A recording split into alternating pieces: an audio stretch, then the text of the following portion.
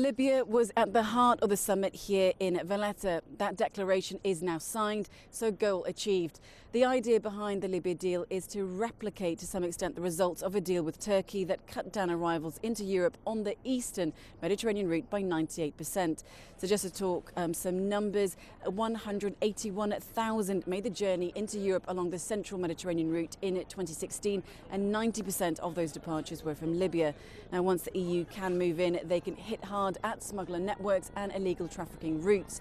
They will help to train, equip and support Libya's National Coast Guard, and importantly help manage the Libyan camps where refugees and migrants are held. But Libya isn't Turkey. Rule of law is barely functioning there. Libya has a tribal culture and smuggling of migrants is big business. The average price for a single crossing is between $500 and $1,000.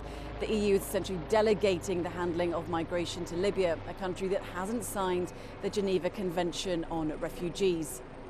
Earlier on in the day, those that have met Trump debriefed the others on their meetings and dealings with the new US president. The UK Prime Minister Theresa May, who of course recently came back from a state visit to the US, says that she wants to use her new relationship to provide a bridge between Trump and the EU. EU leaders have of course been angered by statements made by President Trump and also the lack of interest he has shown in the EU elite. The European Commission chief Jean-Claude Juncker once again pointed to a belief that President Trump hasn't quite grasped what Europe is all about.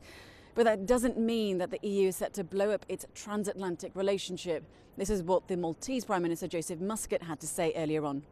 There was concern amongst the EU 28 on some decisions that are being taken by the new US administration, and also some attitudes that are being adopted by the said administration.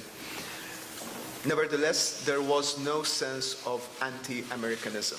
There was a sense that we need to engage with the United States just the same. Now, at this summit, most leaders agree that Trump isn't a threat to the EU. Rather, he should be used as a catalyst for the EU to be stronger and renew its unity. Mariam, Zaidi, CGTN, Valletta.